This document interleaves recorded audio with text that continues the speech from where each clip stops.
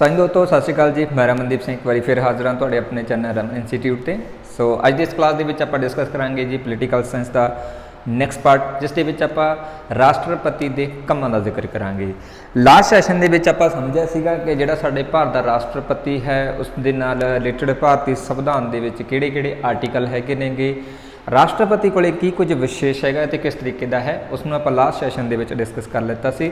कुछ मोटे जे पॉइंट तुहानूं मैं लास्ट वाले दस दिना हाँ कि भारत का जिहड़ा राष्ट्रपति है सो उसकी जिहड़ी व्यवस्था है वो आर्टिकल 52 दे विच कीती गई है कि एक भारत का राष्ट्रपति होवेगा, पहला नागरिक होवेगा देश का, अते सारे देश का शासन जिहड़ा है उन्हां दे नाम दे उपर चलदा हैगा। भारत का राष्ट्रपति बनने लई जिहड़ी साडी उम्र होनी चाहिए वो 35 साल घट तो घट होनी चाहिए हैगी, बद जिन्नी मर्जी होवे कोई इशू नहीं हुंदा हैगा।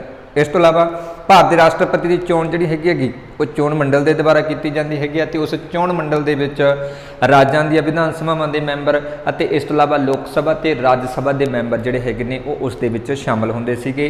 राष्ट्रपति की चोण दे विच केंद्र शासित प्रदेशों के विचों दिल्ली ते पांडुचेरी के मैंबर ही हिस्सा लैंदे आ, बाकी 6 यूनियन टैरेटरी तो जिहड़ा हैगा राष्ट्रपति चोण दे विच कोई हिस्सा नहीं लैंदा हैगा।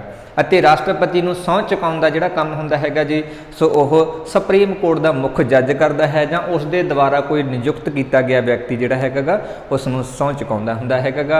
इस तो इलावा लास्ट आपां सैशन दे विच भी पढ़िया सीगा कि भारत के राष्ट्रपति नूं हटाउण दे लई जिहड़ी प्रक्रिया है उहनूं आपां इंपीचमेंट जानी कि महादोष का मुकदमा कहने हैगे जिहड़ा कि अमेरिका तो लिया गया एक कंसैप्ट हैगा। ठीक है, ये कल दी आपां क्लास दे विच डिस्कस कीता सी। सो अज दी इस नैक्सट क्लास दे विच आपां डिस्कस करांगे अज जी भारत के राष्ट्रपति के मुख काम।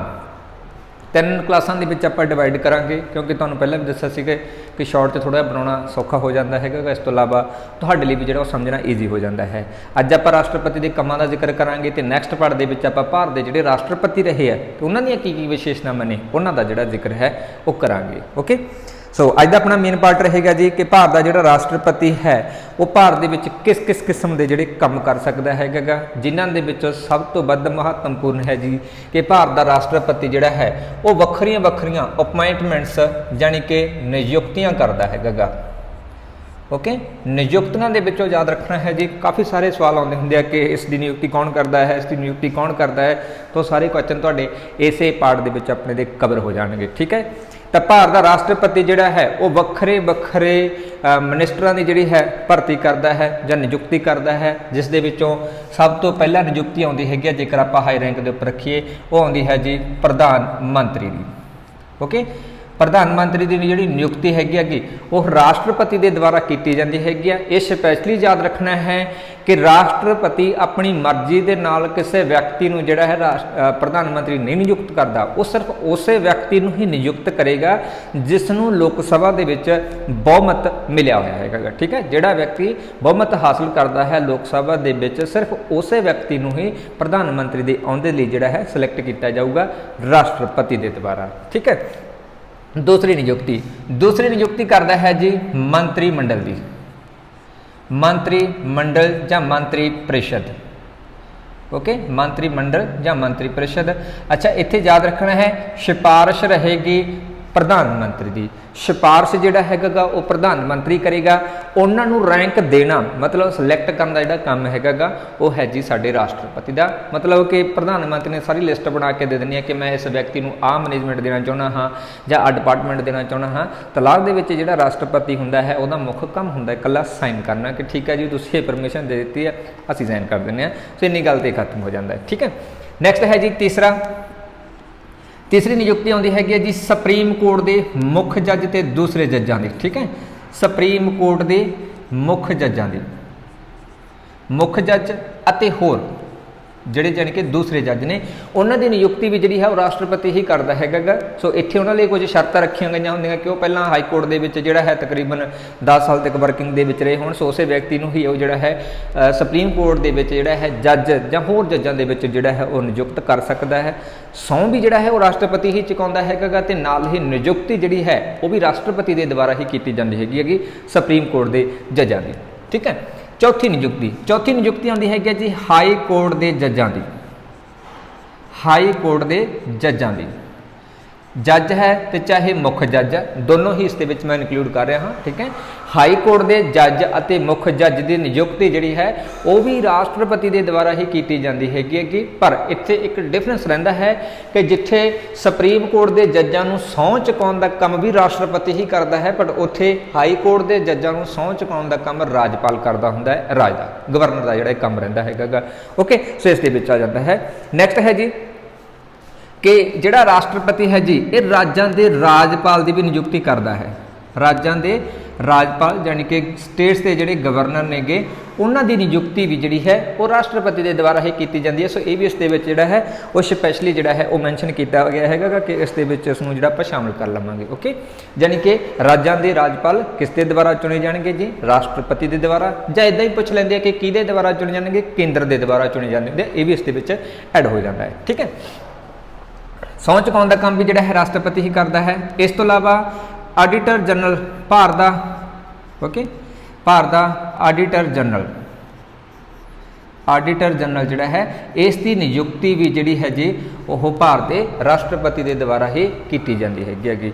एक हुंदा आडिटर जनरल, एक हुंदा अटॉर्नी जनरल, दोनों की नियुक्ति जिहड़ा है भारत का राष्ट्रपति करता है। दूसरा है जी भारत का अटॉर्नी जनरल, ठीक है, कानून जिहड़ा कह सकते हैं मतलब हाईएस्ट रैंक होंदा है कानून का, इन्हां दोनों की नियुक्ति जिहड़ी सेंटर के विच पैंदे हैगे आ, इन्हां दी नियुक्ति जिहड़ी है वो राष्ट्रपति के द्वारा की जाती हैगी, इस दे मेन कामां दे विच आउंदा हैगा। नैक्सट इस तो इलावा कई सारे जिहड़े कमीशन होंदे हैगे जिन्हां कि राष्ट्रपति के सहयोग के नाल ही एस्टैबलिश किया जा सकता है, जिवें कि भाषा आयोग जां भाषा कमीशन जिसनूं कह दिंदे हैगे, ओके, वित्त आयोग,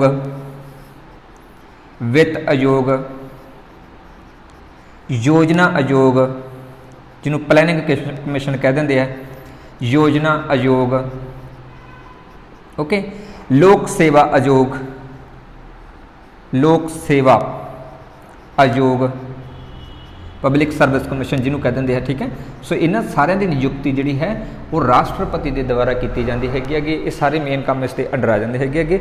और इस तो इलावा जिहड़ा है जी कोई भी मतलब किसी तरह का कोई राजदूत है जिन्हें मतलब कि भारत तो बाहर जाके कोई मतलब संदेश देना है या मतलब कि भारत की प्रतिनिधित्व करनी है, एग्जाम्पल के तौर पर राजदूत है कोई, सो वो नियुक्ति भी जी हैगी वो राष्ट्रपति के द्वारा ही की जाती है। इधर लिख लियो राजदूत, ओके, जिन्हें विदेशों के जाके अगवाई करनी होंगी है, ये चुनने का काम भी जोड़ा हैगा वो साडे भारत के राष्ट्रपति के कोल ही हुंदा हैगा दूसरे कामों के। ठीक है, ये हो गया नियुक्तियां वाला काम।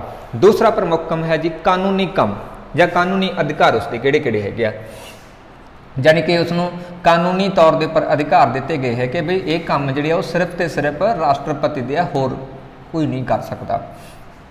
पहला नियुक्तियां हो गया है, दूसरा कानूनी अधिकार। कानूनी अधिकार के कुछ विशेष टाइप के सूँ अधिकार देखने को मिलेंगे, जिहदे सब तो सिंपल तो सब तो वध पूछा जाने वाला जो कंसैप्ट होंदा है, सो ये होंदा है कि जिहड़ा भारत का राष्ट्रपति है वो संसद के बैठकों के बुलाउण का जिहड़ा यतन करता हैगा, यानी कि लोक सभा का सैशन बुलाउंदा है। ठीक है, लोक सभा का समागम जिहड़ा है वो बुलाउंदा है जी भारत का राष्ट्रपति। लोक सभा का समागम, लोक सभा का समागम बुलाया जाता है जी भारत के राष्ट्रपति के द्वारा, कोई डिसाइड करता है कि कदों होगा। ठीक है, हालांकि उसका प्रबंध जिहड़ा करता हुंदा है वो हुंदा है लोक सभा का स्पीकर जिन्हें बैठकों की प्रधानगी करनी होंदी है, बट जो आप बुलाउण की गल करते हैं तो बुलाया जाता हुंदा है हमेशा भारत के राष्ट्रपति के द्वारा। ठीक है, सो ये उसके अंडर आउंदी हुंदी है, इसनूं स्पैशल तुसीं जिहड़ा है याद रखना है। हाँ जी, दूसरा है जी लोक सभा दे विच फर्स्ट लैक्चर।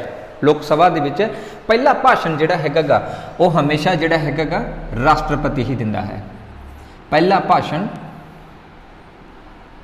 भाषण लोक सभा दे विच, लोक सभा के सैशन दे विच। ठीक है, ये याद रखना है पहला भाषण कदों कदों मिलेगा, एक तो जदों कोई नवीं चोण होगी, एग्जाम्पल के तौर पर साल 2024 के इलैक्शन होणगियां, उस दे विच जिहड़ी भी पार्टी जितेगी अते उहदी जिहड़ी पहली बैठक होगी, उहदी जिहड़ी पहली बैठक होगी उस बैठक दे विच पहला भाषण हमेशा राष्ट्रपति देगा। इस तो इलावा हर साल जदों भी नवां साल चढ़ता है तो उस तो बाद जिहड़ा पहला सैशन होंदा है लोक सभा का, उहदे विच भी पहला लैक्चर हमेशा जिहड़ा है वो राष्ट्रपति ही पेश करता है। ठीक है, एक तो नवीं लोक सभा के पहला भाषण होंदा इसका नवीं लोक सभा दे विच जानी जदों भी नवीं चोण हुंदी हैगी आ, अते इस तो इलावा हर साल लोक सभा दे विच नवें साल तो, ठीक है, हर साल नवें साल तो जिहड़ा है जी जो भी मतलब नवां सैशन हुंदा है उस दे विच पहला जिहड़ा भाषण रहिंदा है हमेशा राष्ट्रपति का रहिंदा हैगा। मोस्ट इंपोर्टेंट इस दे विच आ जांदा हैगा। अते इस तो इलावा जिहड़ा राष्ट्रपति हैगा वो लोक सभा नूं भंग करन दी शक्ति भी रखदा हैगा। मतलब कि राष्ट्रपति जिहड़ा है लोक सभा नूं उहदे 5 सालां दे कार्यकाल तो पहलां भी हटा सकदा है। लोक सभा नूं भंग करन दी जिहड़ी शक्ति हैगी है जी वो भी इस दे कोल ही हैगी, याद रखना जी, ठीक है। हालांकि जिहड़ा मसला है वो शुरू किया जाऊगा संसद तो ही, संसद दे विच शुरुआत की जाऊगी, पर उस तो बाद जिहड़ा एक्शन रहूगा लास्ट दे विच हटाउण दा वो साडे भारत दे राष्ट्रपति दा रहेगा इस दे विच, ठीक है। सैशन तो इलावा जेकर आपां गल करिए कि एक विशेष समागम भी बुलाया जा सकता है, वो भी राष्ट्रपति के द्वारा ही बुलाया जाता है, ठीक है। वैसे नॉर्मल तो सारे रहिंदे ही रहिंदे हैगे। इस तो इलावा विशेष समागम बुलाउण दा जिहड़ा काम है वो भी राष्ट्रपति ही करता है, विशेष समागम, ठीक है। ਅਤੇ एक लास्ट स्टेज आती है जी लोक सभा ਦੇ ਵਿੱਚ कि कई बार किसी बिल ਨੂੰ ਲੈ ਕੇ मतभेद हो जाते हैं कि राज्य सभा ਤੇ लोक सभा एक दूजे ਦੇ ਨਾਲ सहमत नहीं होंगे। इस स्थिति ਦੇ ਵਿੱਚ राष्ट्रपति की करता है कि दोनों सदनों का ਸਾਂਝਾ समागम बुलाता है आर्टिकल 108 के तहत। नॉर्मल समागम ये भी राष्ट्रपति बुलाता है, विशेष समागम ये भी राष्ट्रपति बुलाता है, अते साझा समागम साझा समागम साझा समागम तो मतलब है ये आर्टिकल 108 के अधीन आता है जी, आर्टिकल 108 के अधीन आता है। साझा समागम का मतलब है लोक सभा अते राज्य सभा का साझा सैशन। ये तद ही होंगे जो कितने किसी मसले को लैके कोई भेदभाव हो जाता है, मतलब लगता है कि राज्य सभा सहमत नहीं होंगी या लोक सभा उहदे नाल सहमत नहीं होंगी, तो इस स्थिति के दोनों इकट्ठे बुला लिया जाता है और बाद के समझौता करा के उस बिल जो है वो पास करा दिता जाता है। ये शक्ति भी जी है वो भारत के राष्ट्रपति के कोल ही रहिंदी हैगी, ठीक है। और लास्ट इस आता हैगा जी कानूनी अधिकारां दे विच कि कोई भी बिल उदों तक कानून नहीं बनूगा, ठीक है, यानी कि जदों तक कानून बनाने के लिए आखिरी जी परमिशन रहिंदी हैगी जी वह किस दी रहिंदी है जी, जां आखिरी दस्तखत जिहड़े किस दे हुंदे हैगे इसके उपर राष्ट्रपति दे, ठीक है। दस्तखत आखिरी दस्तखत भारत के राष्ट्रपति के होणगे। एग्जाम्पल के तौर पर पहला कानून या बिल जिहड़ा है वह लोक सभा के विच पास होया, लोक सभा तो बाद राज्य सभा के कोले गया, फिर तीजी स्टेज हुंदी अपने संसद के विच राष्ट्रपति कोले, ते जदों राष्ट्रपति ने उसनूं परमिशन दे दी है तो उस तो बाद जिहड़ा वह बिल पास होकर साडा कानून जिहड़ा है वह बन जाता हुंदा है, ठीक है। इस तो इलावा कुछ विशेष अधिकार जिथे पहला राष्ट्रपति की परमिशन लैनी जरूरी है, इन्हां फंक्शनां दे विच ही आऊगी, कानूनी दे अधिकार ही आऊगे, ठीक है। यानी कि विशेष आग्ञा जरूरी है, वो इसकी आग्ञा तो बिना जिहड़ा है पेश नहीं किया जाऊगा। विशेष आग्ञा जां परमिशन लिख सकते हो तुसीं इंग्लिश दे विच इसनूं। विशेष आग्ञा किहड़े-किहड़े खेतरां दे विच हो, पहला खेतर वो जदों नवें राज का निर्माण करना है, नवें राज का निर्माण, ठीक है, ਜਾਂ फिर खेतर दे विच परिवर्तन करना है पुराने दे विच, ठीक है, खेतर दे विच परिवर्तन करना है, ਜਾਂ फिर उस दे खेतर दे नाम दे विच परिवर्तन करना है, नाम दे विच परिवर्तन करना है। तो इन्हां तीन स्थितियां दे विच जिहड़ा है राष्ट्रपति की परमिशन पहला लैनी पऊगी, बाद च नहीं। बाकी बिल आपां गल कीती बाद दे काम नेगे सारे, जिवें बिल कोई पास हो गया है, ठीक है, तो उस तो बाद राष्ट्रपति कोले जाऊगा। पर आ जिहड़े आपां इधर विशेष आग्ञा वाले लिखांगे ये पहला राष्ट्रपति के कोले जाणगे, राष्ट्रपति यस कहेगा फिर उहदे उपर एक्शन जिहड़ा है वो लिया जाऊगा, ठीक है। सो पहले तो है राज्यों के निर्माण को लेकर जिहदे विच नवां राज हो गया, खेतर दे विच परिवर्तन हो गया, नाम दे विच परिवर्तन हो गया, ये आ जाता है। दूसरा पॉइंट हुंदा है कि जदों भी धन बिल पेश करना है तो वह भी राष्ट्रपति की परमिशन के नाल ही शुरू होंदा है, ठीक है। धन बिल नूं लैके जेकर आपां गल करिए जिहदी डेफिनेशन जिहड़ी हैगी आ आर्टिकल 110 दे विच कीती गई है, तो धन बिल हमेशा पहला राष्ट्रपति की मंजूरी के नाल ही पेश किया जाता है। धन बिल नूं हमेशा जिहड़ा है साडा वित्त मंत्री वो तैयार करदा हुंदा है, तैयार करवाउण वाला जिहड़ा हुंदा है वो साडा राष्ट्रपति हुंदा है। इहदी परमिशन के नाल जिहड़ा है ये बिल अगे चलदा हैगा, ठीक है। नैक्सट है जी तीसरे दे विच जदों किते कोई इस तरह की समस्या आ जाती हैगी जिस दे विच कह सकते हैगे कि कोई मतलब दोनों सदनों के विच मतभेद हो जाता है, तो उस स्थिति दे विच इन्हां दोनों का साझा समागम भी जिहड़ा हैगा वो राष्ट्रपति ही बुलाउंदा है, ठीक है। दोनों सदनों का ਸਾਂਝਾ ਸਮਾਗਮ। ਦੋਨਾਂ कोई गल नहीं, दोनों सदनों का जोड़ा साझा समागम जोड़ा है साझा समागम ये उदों बुलाया जाऊगा जी जदों राष्ट्रपति कहेगा। अते ये स्थिति उदों ही होगी जदों किसी खेत्र के विच कोई मतभेद हो जाएंगे। पहले दस चुके हैं जदों कितने कोई मतभेद हो जाएंगे तो विशेष सैशन जोड़ा होगा दोनों का साझा जोड़ा वो राष्ट्रपति की परमिशन के नाल जोड़ा है वो शुरू होगा। इस दे विच स्पैशली आ जाता है। ठीक है, नैक्सट है जी अगले फंक्शनस दे विच इन्हां दे अंडर ही आएगा। ओके हाँ जी, अगली एक विशेष अधिकार भी होंदा है जी राष्ट्रपति कोले। इन्हां विशेष अधिकारां दे विच ही शामिल है अते वो राइट का नाम है जी वीटो पावर। वीटो पावर इसनूं कहा जाता है। ओके, वीटो पावर कहा जाता है। ये भी साडे भारत के राष्ट्रपति कोले ही अधिकार हैगा। वीटो पावर असल दे विच जिहड़ा कंसैप्ट लेता हैगा ये असीं अमेरिका के संविधान तो लिया, क्योंकि अमेरिका का जिहड़ा राष्ट्रपति है उहदे कोले भी वीटो पावर है। वीटो पावर का मतलब है कि कोई भी बिल नूं रद्द कर सकता हैगा। पर साडे भारत का जिहड़ा राष्ट्रपति है उहदे कोले जिहड़ी ये वीटो पावर सानूं देखण नूं मिलदी है उस दे विच ये है कि राष्ट्रपति जिहड़ा है ना तां बिल नूं पास करदा है, ठीक है, veto power they which bill नूं लैके जिहड़ी व्यवस्था हैगी अगे ना तां बिल नूं पास करदा है, ना बिल नूं वापस भेजदा है, ना बिल नूं वापस भेजदा है अते ना ही उस दे विच कोई सोध करदा है, ना सोध करदा है। ये तिन्नां स्टेजां दे विच ना सोध करदा है, ना वापस करदा है, ना पास करदा है, उस बिल नूं अपने कोल ही रख लैंदा है, कोई एक्शन नहीं लैंदा हैगा। इहनूं कहंदे आ वीटो पावर। अच्छा, ये विच भी हुंदा है कि मतलब रद्द भी कर सकता है, पर भारत के राष्ट्रपति को ये अधिकार नहीं हैगा, क्योंकि राष्ट्रपति नॉर्मली एक बिल नूं जिहड़ा है एक बार रोक सकता है, ज़्यादा बार उसनूं रोकण दी उहदे कोल शक्ति नहीं हैगी, इस करके रद्द तो कर ही नहीं सकता। पर अमेरिका का जिहड़ा राष्ट्रपति है वो रद्द कर सकता है, क्योंकि उहदे कोल असली वीटो पावर हैगी अगे पूरी पावर है, क्योंकि उत्थे यूनिटरी सिस्टम हैगा, एकात्मक सरकार हुंदी हैगी अगे। पर इत्थे साडे कोले नहीं है इस तरह का।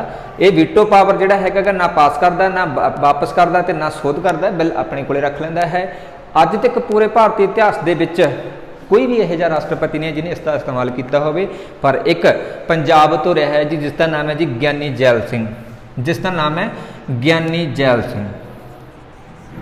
ज्ञानी जैल सिंह इस राष्ट्रपति ने पहली अते आखिरी बार जिहड़ा है इसका इस्तेमाल किया है, फर्स्ट एंड लास्ट टाइम जिहड़ा प्रयोग किया वीटो पावर का वो इसने किया है। ज्ञानी जैल सिंह जो साडे पंजाब तो सीगे, एमरजेंसी दौरान साडे भारत के राष्ट्रपति रहे सीगे। इन्हां ने साल 1986 दे विच, ठीक है, इन्हां ने साल 1986 दे विच Indian post office act, Indian post office act इसनूं जिहड़ा है बिल पास होया सी इस मसले नूं लैके अते इस मसले नूं रोक लिया सीगा। इसने ना तां बिल नूं पास किया, ना वापस किया, ना उहदे विच सोध कीती ते अपने कोल ही रख लिता सी। एक साडे भारत दा राष्ट्रपति हैगा अते हालांकि इसने रोक लिता सी, पर इस तो बाद 3 सालां बाद साल 1999 दे विच, साल 1999 दे विच अगले जिहड़े साडे मतलब कि आर वैंकटर रमन प्रेजिडेंट बनते हैगे आर वैंकटर रमन, ओके, रामास्वामी जिन्हां दा नाम है जी आर वैंकटर रमन, ये राष्ट्रपति बनते हैं जी। सो इन्हों ने बाद दे विच इस बिल नूं जिहड़ा है सोध करके दोबारा वापस भेज दिता सी ते बिल नूं पास करा लिया सीगा, पर ज्ञानी जैल सिंह ने इसनूं रोक लिता सीगा। इस करके ये इको एक जिहड़ा है साडे भारत दा राष्ट्रपति है जिन्होंने वीटो पावर का इस्तेमाल जिहड़ा है वो कीता सीगा। ओके, नैक्सट आउंदा है जी नियुक्तियां नूं लैके मैंबरां नूं नॉमिनेट करना, ठीक है, नॉमिनेट करना नामजद मैंबर राष्ट्रपति लोक सभा ते राज्य सभा दे विच जिहड़े मैंबर नेगे उन्होंने नामजद भी कर सकता है, ठीक है। जिथे आपां कह सकते हैं चोणां हुंदियां ने उत्थे ही राष्ट्रपति कुछ अपने अपने खेत्र दे विच जिहड़ा हैगा मैंबरां दी जिहड़ी चोण अपनी मर्जी दे नाल कर सकता है, खास तौर पर एंग्लो इंडियन दी। संसद दे विच पहला आउंदा है लोक सभा, ओके, लोक सभा दे 2 Anglo Indian member, 2 Anglo Indian member, Indian member इन्हों राष्ट्रपति के द्वारा नॉमिनेट किया जाता है। ध्यान देने जो गल है कि यदी व्यवस्था आर्टिकल 331 दे विच कीती गई है, आर्टिकल 331 दे विच कीती गई है कि राष्ट्रपति 2 एंग्लो इंडियन मैंबर जिहड़ा है लोक सभा दे विच नॉमिनेट कर सकता है। पर आर्टिकल 334 ਦੇ ਵਿੱਚ ਇਹ ਮੈਂਸ਼ਨ ਕੀਤਾ ਗਿਆ ਸੀਗਾ ਕਿ ਜਦੋਂ 70 ਸਾਲ ਪੂਰੇ ਹੋ ਜਾਣਗੇ ਉਸ ਤੋਂ ਬਾਅਦ ਇਹ 2 ਐਂਗਲੋ ਇੰਡੀਅਨ ਮੈਂਬਰ ਜਿਹੜੇ ਆ ਉਹ ਰਿਮੂਵ ਕਰ ਦਿੱਤੇ ਜਾਣਗੇ, ਜਿਸ ਦੇ 70 ਸਾਲ 25 ਜਨਵਰੀ 2020 ਨੂੰ ਪੂਰੇ ਹੋ ਗਏ ਸੀਗੇ। 25 ਜਨਵਰੀ 2020 25 ਜਨਵਰੀ 2020 ਨੂੰ ਸਾਡੇ ਭਾਰਤੀ ਸੰਵਿਧਾਨ ਦੇ ਵਿੱਚ 104 ਨੰਬਰ ਸੋਧ ਹੁੰਦੀ ਹੈਗੀ ਆ, ਜਿਸ ਦੇ ਤਹਿਤ ਆ 2 ਐਂਗਲੋ ਇੰਡੀਅਨ ਮੈਂਬਰ ਜਿਹੜੇ ਆ ਉਹ ਹੁਣ ਹਟਾ ਦਿੱਤੇ ਗਏ ਨੇ। ਯਾਨੀ ਕਿ ਵਰਤਮਾਨ ਸਮੇਂ ਲੋਕ ਸਭਾ ਦੇ ਵਿੱਚ 2 ਐਂਗਲੋ ਇੰਡੀਅਨ ਮੈਂਬਰ ਜਿਹੜਾ ਹੈ ਉਹ ਰਾਸ਼ਟਰਪਤੀ ਨਹੀਂ ਚੁਣਦਾ, ਪਰ ਕਈ ਵਾਰ ਸਵਾਲ ਆ ਸਕਦਾ, ਇਸ ਕਰਕੇ ਤੁਹਾਨੂੰ ਮੈਂ ਮੈਂਸ਼ਨ ਕਰ ਦਿੱਤਾ ਇਸ ਦੇ ਵਿੱਚ। ਠੀਕ ਹੈ, ਦੂਸਰੇ ਕੰਮਾਂ ਦੇ ਵਿੱਚ ਆਉਂਦਾ ਹੈ ਜੀ ਰਾਜ ਸਭਾ। ਰਾਜ ਸਭਾ ਜਿਹੜੀ ਹੈ ਜੀ ਇਸ ਦੇ ਵਿੱਚ ਰਾਸ਼ਟਰਪਤੀ ਦੇ ਦੁਆਰਾ 12 ਮੈਂਬਰ ਜਿਹੜੇ ਹੈਗੇ ਆ 12 ਮੈਂਬਰ ਜਿਹੜੇ ਆ ਉਹ ਨਾਮਜ਼ਦ ਕੀਤੇ ਜਾਂਦੇ ਆ, ਨੋਮੀਨੇਟਡ ਕੀਤੇ ਜਾਂਦੇ ਹੈ। ਇਹ ਹਰ ਵਾਰੀ ਹੁੰਦਾ ਹੈ, ਹਰ ਜਗ੍ਹਾ ਦੇ ਉੱਪਰ ਹੀ ਹੁੰਦਾ, ਜੇ ਕਿਸੇ ਵੀ ਹੈਗਾ ਠੀਕ ਹੈ। ਤਾਂ 12 ਮੈਂਬਰ ਜਿਹੜੇ ਆ ਉਹ ਰਾਸ਼ਟਰਪਤੀ ਦੇ ਦੁਆਰਾ ਨੋਮੀਨੇਟ ਕੀਤੇ ਜਾਂਦੇ ਆ।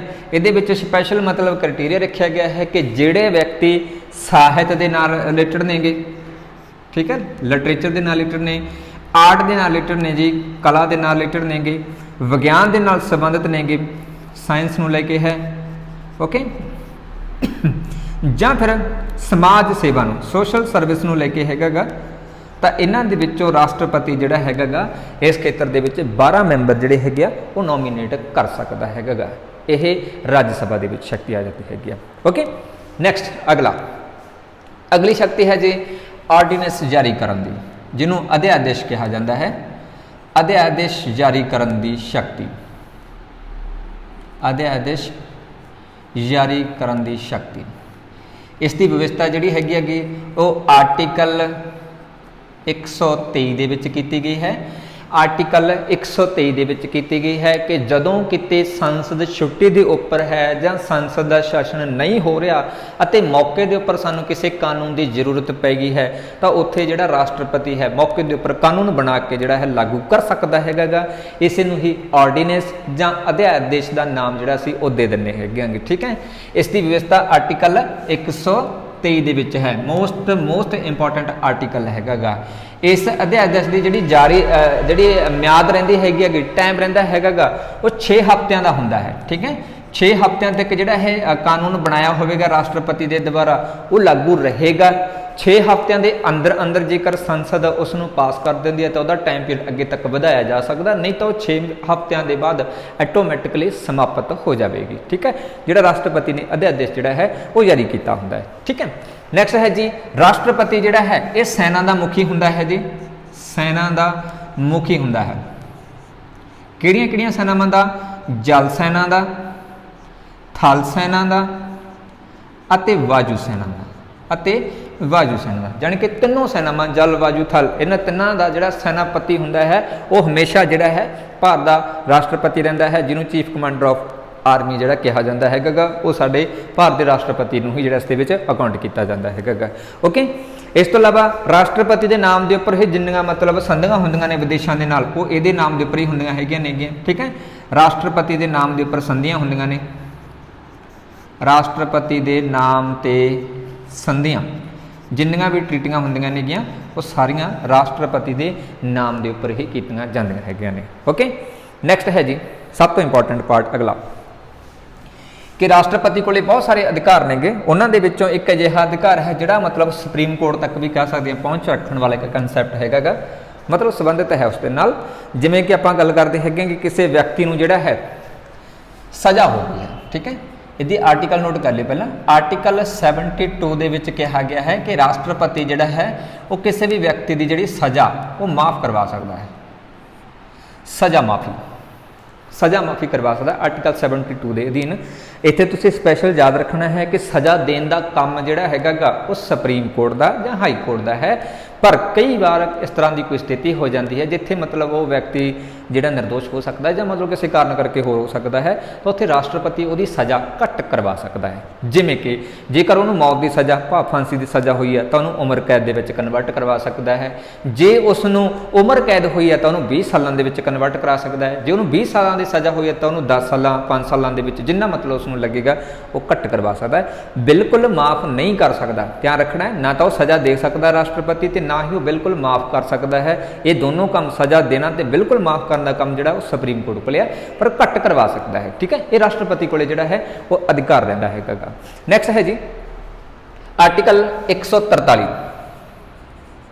आर्टिकल 143 आर्टिकल 143 के तहत जिहड़ा राष्ट्रपति है ये सुप्रीम कोर्ट को सहायता लै सकता है। ठीक है, राष्ट्रपति जिहड़ा है सुप्रीम कोर्ट को सहायता लै सकता है, सुप्रीम कोर्ट के कोलों सहायता लै सकता है राष्ट्रपति, याद रखना। आर्टिकल 143 के विच मैंशन किया गया है। ये तकरीबन 9 बार हुण तक जिहड़ा है सलाह लै चुका है। हो सकता है करंट के अकॉर्डिंग जेकर तुहानूं डाटा मिले तो हो सकता है चेंजिस हो गए हुण, बट हुण तक जे आपां गल करिए तो 9 बारी जिहड़ा है राष्ट्रपति ने हुण तक सुप्रीम कोर्ट तो सहायता लई हैगी।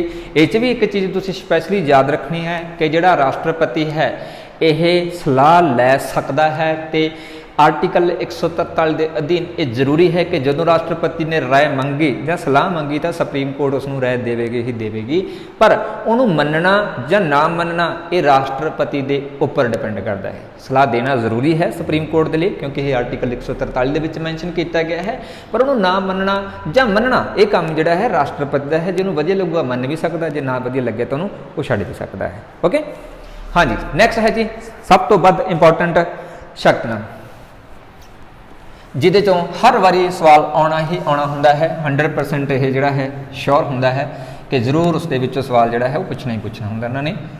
यह है जी लास्ट अज दा अपना, यह है जी एमरजेंसी पावर्स। एमरजेंसी पावर्स जिन्हों के संकटकालीन घोषणा कह देंगे है, जिसनों कि संकटकालीन घोषणा कह देंगे है। ये 3 व्यवस्थावां ने जी या 3 शक्तियां ने जी। पहली शक्ति है साडे कोले राष्ट्रपति कोले नैशनल एमरजेंसी। ठीक है, जिसनों कि नैशनल एमरजेंसी कह देंगे हैं, नैशनल एमरजेंसी। दूसरी हैगी साडे कोले शक्ति जी इस मामले को लेके constitutional emergency, constitutional emergency. Okay, तीसरी हैगी जी साडे कोले फाइनेंशियल एमरजेंसी, फाइनेंशियल एमरजेंसी। ये 3 शक्तियां जिहड़ियां ने जी ये राष्ट्रपति दीयां सब तो विशेष शक्तियां नेगियां जी, जिन्हां दे बारे अक्सर सवाल आउंदा ही रहिंदा हैगा। 3 शक्तियां दे नाल रिलेटेड आर्टिकल ने ते कुछ विशेष जिहड़ियां व्यवस्थावां देखण नूं मिलदियां ने। नैशनल एमरजेंसी जिहड़ी हैगी है इहनूं राष्ट्रीय संकटकालीन घोषणा कहंदे हैगे अगे। ये एमरजेंसी आर्टिकल 352 के तहत लगती है, आर्टिकल 352 के तहत लगती है। ये एमरजेंसी किहड़ियां कंडीशन दे विच लगूगी, जदों कोई युद्ध शुरू हो गया होवे, जदों कोई भारत के उपर बाहरी हमला शुरू हो गया होवे, ओके, ते जां फिर कोई अंदरूनी गड़बड़ होगी, जां फिर कोई अंदरूनी गड़बड़ जिहड़ी हो गई होवे, तां इन्हां स्थितियां दे विच जिहड़ा है ये एमरजेंसी भारत दे विच लगाई जा सकदी हैगी। हुण तक भारत दे विच ये एमरजेंसी 3 बार लग चुकी हैगी। हुण तक ये एमरजेंसी भारत दे विच 3 बार लग चुकी हैगी। पहली बार लगी हैगी जी 26 अक्तूबर साल 1962 दे विच भारत चीन युद्ध के समय, भारत चीन युद्ध के समय। ओके, दूसरी बार ये एमरजेंसी लगी है 3 दिसंबर नूं साल 1971 दे विच भारत पाकिस्तान की जंग के समय, भारत पाकिस्तान की जंग के समय। तीसरी बार ये एमरजेंसी लगी हैगी जी 26 जून नूं, हालांकि लगी तो यह 25 जून नूं रात नूं, बट 26 जून तो इसनूं काउंट किया जाता है। 26 जून 1975 यह एमरजेंसी लगी सी जी अंदरूनी गड़बड़ के कारण करके, अंदरूनी गड़बड़ कारण करके। ठीक है, ये 3 बार जी एमरजेंसी वो लगी हैगी। 3 बार ये एमरजेंसी लगी है, ध्यान रखना। ठीक है, 26 जनवरी 1962 ਨੂੰ 1971 ਤੇ 1975 ਨੂੰ ਇਹ ਹੁਣ तक 3 बार ही लागू हुई है। ये एमरजेंसी याद रखना है। आर्टिकल 352 के तहत नैशनल एमरजेंसी है, राष्ट्रपति राज जिहड़ा है वो लागू हो जाता है। ठीक है, दूसरी एमरजेंसी जिन्हों कि कॉन्स्टिट्यूशनल एमरजेंसी कहते हैगी संविधानक मशीनरी फेल होने कारण करके। ठीक है, पंजाबी दे विच संविधानक मशीनरी फेल होने के कारण करके इसकी व्यवस्था की गई है आर्टिकल 356 के विच। ਆਰਟੀਕਲ 356 ਦੇ ਵਿੱਚ ਮੈਂਸ਼ਨ ਕੀਤਾ ਗਿਆ ਹੈ ਕਿ ਕਹਿੰਦੇ ਜੇਕਰ ਕੋਈ ਭਾਰਤ ਦਾ ਰਾਜ ਸੰਵਿਧਾਨ ਦੇ ਅਨੁਸਾਰ ਕੰਮ ਨਹੀਂ ਕਰ ਰਿਹਾ ਹੈ ਤਾਂ ਉਸ ਖੇਤਰ ਦੇ ਵਿੱਚ ਇਹ ਕਨਸਟੀਟਿਊਸ਼ਨਲ ਜਿਹੜੀ ਐਮਰਜੈਂਸੀ ਆ ਉਹ ਲਾਗੂ ਕਰ ਦਿੱਤੀ ਜਾਵੇਗੀ ਆਰਟੀਕਲ 356 ਦੇ ਤਹਿਤ। ਇਹਦੀ ਜਿਹੜੀ ਸਿਫਾਰਿਸ਼ ਰਹਿੰਦੀ ਹੈਗੀ ਆ ਉਹ ਹਮੇਸ਼ਾ ਰਾਜ ਦੇ ਜਾਂ ਸੰਬੰਧਿਤ ਰਾਜ ਦੇ ਰਾਜਪਾਲ ਦੁਆਰਾ ਕੀਤੀ ਜਾਂਦੀ ਹੈ ਕਿ ਸਾਡੇ ਰਾਜ ਦੇ ਵਿੱਚ ਜਿਹੜੇ ਲੋਕ ਨੇ ਜਾਂ ਸਾਡਾ ਜਿਹੜਾ ਸਿਸਟਮ ਹੈ ਉਹ ਸੰਵਿਧਾਨ ਦੇ ਅਨੁਸਾਰ ਨਹੀਂ ਚੱਲ ਰਿਹਾ ਤਾਂ ਉਸ ਸਥਿਤੀ ਦੇ ਵਿੱਚ ਇਹ ਐਮਰਜੈਂਸੀ ਘੋਸ਼ਿਤ ਕਰ ਦਿੱਤੀ ਜਾਂਦੀ ਹੈਗੀ ਆ। ਠੀਕ ਹੈ, ਇੱਕ ਤਾਂ ਇਸਦੀ ਸਿਫਾਰਿਸ਼ ਜਿਹੜਾ ਹੈ ਉਹ ਰਾਜਪਾਲ ਕਰਦਾ ਹੈ ਤੇ ਦੂਸਰਾ ਇਸ ਨੂੰ ਚੁਣੌਤੀ ਦਿੱਤੀ ਜਾ ਸਕਦੀ ਹੈਗੀ ਹੈ ਜੀ ਸੁਪਰੀਮ ਕੋਰਟ ਦੇ ਵਿੱਚ ਜਾਂ ਅਦਾਲਤ ਦੇ ਵਿੱਚ। ਠੀਕ ਹੈ, ਚੁਣੌਤੀ ਦਿੱਤੀ ਜਾ ਸਕਦੀ ਹੈ ਅਦਾਲਤ ਦੇ ਵਿੱਚ, ਮਤਲਬ ਕਿ ਜੇ ਕਿਤੇ ਗਲਤ ਹੈ ਤਾਂ ਉਸ ਨੂੰ ਮਤਲਬ ਹਟਾਇਆ ਵੀ ਜਾ ਸਕਦਾ ਹੈ। ਇਹ ਮਤਲਬ ਸਪੈਸ਼ਲਿਸਟ ਦੇ ਵਿੱਚ ਆ ਜਾਂਦੀ ਹੈਗੀ। ਇਹਦੀ ਜਿਹੜੀ ਮਿਆਦ ਰਹਿੰਦੀ ਹੈ ਉਹ 6 ਮਹੀਨਿਆਂ ਦੀ ਰਹਿੰਦੀ ਹੈ। ਜਦੋਂ ਵੀ ਕਿਤੇ ਇਹ ਲਾਗੂ ਹੋ ਜਾਂਦੀ ਹੈ ਤਾਂ ਇੱਕ ਵਾਰੀ ਇਸ ਨੂੰ 6 ਮਹੀਨਿਆਂ ਤੱਕ ਜਿਹੜਾ ਹੈ ਉਹ ਲਾਗੂ ਰੱਖਿਆ ਜਾਂਦਾ ਹੈ ਤੇ ਜੇਕਰ ਅਜਿਹੀ ਸਥਿਤੀ ਆ ਜਾਂਦੀ ਹੈਗੀ ਆ, ਠੀਕ ਹੈ, ਮਤਲਬ ਕਿ ਅੱਗੇ ਵੀ ਮਤਲਬ ਇਸ ਨੂੰ ਵਧਾਉਣ ਦੀ ਜ਼ਰੂਰਤ ਪਏ ਤਾਂ ਫਿਰ ਅੱਗੇ 6 ਮਹੀਨੇ ਜਿਹੜਾ ਇਸ ਨੂੰ ਹੋਰ ਵਧਾਇਆ ਜਾ ਸਕਦਾ ਹੈ ਸੰਸਦ ਦੇ ਦੁਆਰਾ ਕਾਨੂੰਨ ਪਾਸ ਕਰਕੇ, ਪਰ ਇੱਕ ਵਾਰੀ 6 ਮਹੀਨਿਆਂ ਦਾ ਜਿਹੜਾ ਟਾਈਮ ਆ ਉਸ ਦੇ ਲਈ ਰੱਖਿਆ ਜਾਂਦਾ ਹੈਗਾ। ਠੀਕ ਹੈ, ਫਿਰ ਇੱਕ ਸਾਲ ਕਰਕੇ ਉਸ ਨੂੰ ਮਤਲਬ ਵਧਾਇਆ ਜਾ ਸਕਦਾ ਹੈਗਾ। ਆਰਟੀਕਲ 356 ਦੇ ਤਹਿਤ ਰਾਜਪਾਲ ਇਸ ਨੂੰ ਜਿਹੜਾ ਲਾਗੂ ਕਰਵਾਉਂਦਾ ਹੈਗਾ ਉਸ ਦੀ ਸਿਫਾਰਿਸ਼ ਦੇ ਉੱਪਰ ਚੁਣੌਤੀ ਅਦਾਲਤ ਦੇ ਵਿੱਚ ਦਿੱਤੀ ਜਾ ਸਕਦੀ ਹੈ। 6 ਮਹੀਨਿਆਂ ਦਾ ਜਿਹੜਾ ਇਸ ਦਾ ਮਤਲਬ ਕਿ ਪੀਰੀਅਡ ਹੁੰਦਾ ਹੈ ਪਹਿਲੀ ਵਾਰ, ਇਸ ਤੋਂ ਬਾਅਦ ਮਤਲਬ ਵਧਾਇਆ ਜਾ ਸਕਦਾ ਹੈਗਾ। ਔਰ ਇਸ ਦੇ ਵਿੱਚ ਅਗਲੇ ਸਵਾਲ ਆ ਜਾਂਦੇ ਹੁੰਦੇ ਹੈਗੇ ਆ ਕਿ ਇਹ ਸਭ ਤੋਂ ਵੱਧ ਕਿਹੜੀ ਐਮਰਜੈਂਸੀ ਲੱਗੀ ਹੈ। ਬੁੱਕਸ ਦੇ ਅਕੋਰਡਿੰਗ 121 ਵਾਰ ਜਿਹੜਾ ਸ਼ੋਅ ਕਰ ਰਿਹਾ, ਬਟ ਲੇਟੈਸਟ ਡਾਟਾ ਦੇ ਅਕੋਰਡਿੰਗ ਤਕਰੀਬਨ 150 ਪਲੱਸ ਜਿਹੜਾ ਹੋ ਚੁੱਕਿਆ ਹੈਗਾ। ਵੈਸੇ ਲਿਖਿਓ ਨਾ ਕਿਉਂਕਿ ਕਰਨ ਦੇ ਅਕੋਰਡਿੰਗ ਕਾਫੀ ਜ਼ਿਆਦਾ ਚੇਂਜ ਹੋ ਚੁੱਕੇ ਹੈਗੇ। ਸਭ ਤੋਂ ਵੱਧ ਵਾਰ ਜਿਹੜੀ ਹੈ ਇਹ ਕਨਸਟੀਟਿਊਸ਼ਨਲ ਐਮਰਜੈਂਸੀ ਹੀ ਲੱਗਦੀ ਹੈਗੀ ਆ ਅਤੇ ਸਭ ਤੋਂ ਪਹਿਲੀ ਵਾਰ ਇਹ ਪੰਜਾਬ ਦੇ ਵਿੱਚ ਹੀ ਲੱਗੀ ਸੀਗੀ। ਠੀਕ ਹੈ, ਸਭ ਤੋਂ ਪਹਿਲੀ ਵਾਰ ਇਹ ਪੰਜਾਬ ਦੇ ਵਿੱਚ ਹੀ ਲੱਗੀ ਸੀਗੀ ਸਾਲ 1951 ਦੇ ਵਿੱਚ, ਸਾਲ 1951 ਦੇ ਵਿੱਚ ਲੱਗੀ ਸੀਗੀ। ਪੰਜਾਬ ਦੇ ਵਿੱਚ ਟੋਟਲ ਇਹ 8 ਵਾਰ ਲਾਗੂ ਹੋਈ ਹੈ। ਪੰਜਾਬ ਦੇ ਵਿੱਚ ਟੋਟਲ ਇਹ 8 ਵਾਰ ਲਾਗੂ ਹੋਈ ਹੈ। ਪਹਿਲੀ ਵਾਰ 1951 ਦੇ ਵਿੱਚ ਹੈ ਤੇ ਲਾਸਟ ਜਿਹੜਾ ਹੈ ਸਾਲ 1985 ਤੋਂ 99 ਤੱਕ ਹੈ। ਆ ਲਾਸਟ ਹੈਗੀ ਆ। ਠੀਕ ਹੈ, 8ਵੀਂ ਵਾਰ ਵਾਲੀ। ਪਹਿਲੀ ਵਾਰ 1951 ਦੇ ਵਿੱਚ, ਲਾਸਟ 1985 ਤੋਂ 99 ਤੱਕ ਆ ਜਾਂਦੀ ਹੈਗੀ। ਇਸ ਤੋਂ ਇਲਾਵਾ ਇਹ ਸਭ ਤੋਂ ਵੱਧ ਜਿਹੜਾ ਹੈ ਜਨਤਾ ਪਾਰਟੀ ਦੀ ਸਰਕਾਰ ਦੇ ਸਮੇਂ ਲੱਗੀ ਹੈਗੀ ਹੈ। ਸਭ ਤੋਂ ਵੱਧ ਰਾਜਾਂ ਦੇ ਵਿੱਚ, ਸਭ ਤੋਂ ਵੱਧ ਰਾਜਾਂ ਦੇ ਵਿੱਚ ਜਨਤਾ ਪਾਰਟੀ ਦੀ ਸਰਕਾਰ ਦੇ ਸਮੇਂ ਲੱਗੀ ਹੈ। ਜਨਤਾ ਪਾਰਟੀ ਦੀ ਸਰਕਾਰ ਸਮੇਂ 12 ਰਾਜਾਂ ਦੇ ਵਿੱਚ ਇਹ ਐਮਰਜੈਂਸੀ ਲੱਗੀ ਹੈ। ਉਸ ਤੋਂ ਬਾਅਦ ਦੂਜੇ ਨੰਬਰ ਦੇ ਉੱਪਰ ਆਉਂਦੀ ਹੈਗੀ ਹੈ ਜੀ ਇੰਦਰਾ ਗਾਂਧੀ ਦੇ ਸਮੇਂ ਦੇ ਵਿੱਚ।